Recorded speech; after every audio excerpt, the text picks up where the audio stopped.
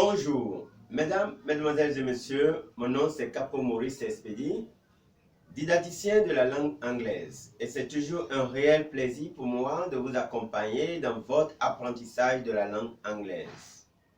Je profite de cette opportunité pour remercier tous mes apprenants, tous ceux qui me suivent, et je leur dis never give up.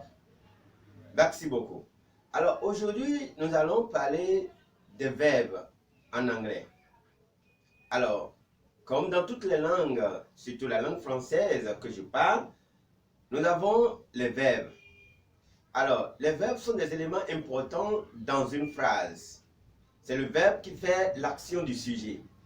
Alors, il faut apprendre à conjuguer des verbes à des différents temps pour faire passer son idée. Alors, aujourd'hui, je vais vous aborder la notion sur les verbes en anglais. En anglais, nous avons deux catégories de verbes que nous utilisons.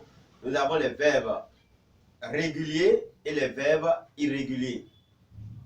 En ce qui concerne les verbes réguliers, la définition que je peux donner, c'est des verbes qui ne se trouvent pas dans la liste des verbes irréguliers. Et en ce qui concerne les verbes irréguliers, nous avons une liste en anglais et les verbes qui se trouvent dans cette liste, nous les appelons les verbes irréguliers.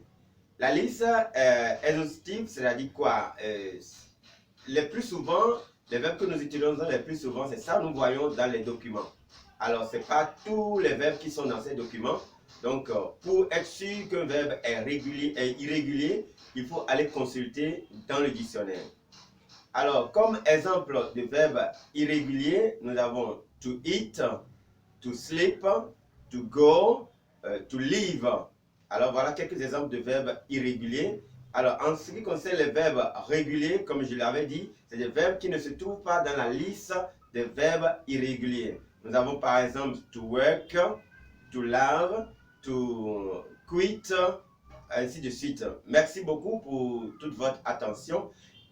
Il y a parfois les gens qui me posent la question, est-ce que nous devons bûcher les verbes irréguliers? Je dis non, vous ne pouvez pas bûcher tous les verbes irréguliers. C'est la même chose, en français, vous ne connaissez pas tous les verbes du troisième groupe. Donc, vous ne pouvez pas bûcher tous les verbes. Alors, le fait de s'exercer, de lire, vous allez les rencontrer et vous allez finir par les maîtriser. Alors, comme je le dis souvent avec mes étudiants, apprendre l'anglais, c'est comme apprendre à jouer un jeu. Plus vous jouez le jeu, plus vous avez la maîtrise. Merci beaucoup pour toute votre attention. My name is Capo Maurice Espedi. It's always a pleasure for me to help you to learn English, to improve in your English. Thank you very much for following me. If you want to contact me, you can call me on 97060608. 97 06 06 08. See you next time for another video. Bye.